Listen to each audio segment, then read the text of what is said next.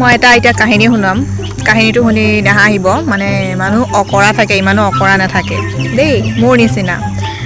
আগতে কি হয় যিহেতু আজি ইলেকশ্যন হয় সেইকাৰণে মই মানে মনত পৰিলে কথাটো কৈ দিছোঁ আগতে যেতিয়া ইলেকশ্যন হয় মানে ভোট দিয়া আগতে ভোট বুলিয়ে জানো ইলেকশ্যন এইবিলাক কি আৰু ইমান সৰু থাকোঁতে স্কুলত যেতিয়া পঢ়ি আছিলোঁ তেতিয়া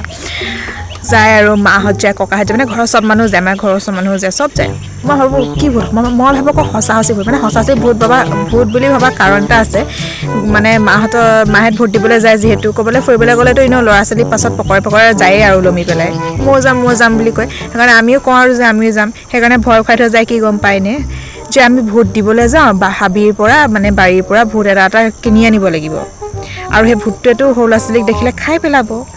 সেইটোতে মানে ভয়তে মানে নেযাওঁ ঘৰৰ বাহিৰৰ পৰা নোলাওঁ দৰ্জা মাৰি থওঁ কান্দি থাকোঁ তাৰপিছত মাহঁত কিয় ইমান দিয়া হয় নাই ইমানে মানে অকৰা আছিলোঁ ভোট মানে কি নাজানো আৰু ককাহঁতক ভয় খুৱাই দিয়া আগতে ভোট মানে সঁচাকৈ মানে পইচা দি মানে এটা ভোট নিব লাগিব যোনটো যিমান ধুনীয়া ভোট সিমানেই ভোট পাব বেছি সেনেকৈ আৰু ভয় খুৱাই সেইকাৰণে ঘৰৰ পৰাই নোলাওঁ কোনে ভয় খাই আগতে কোনে সঁচা ভোট বুলি ভাবিছে কমেণ্টত জনাবচোন মোৰ নিচিনাকৈ অকৰা যে আমি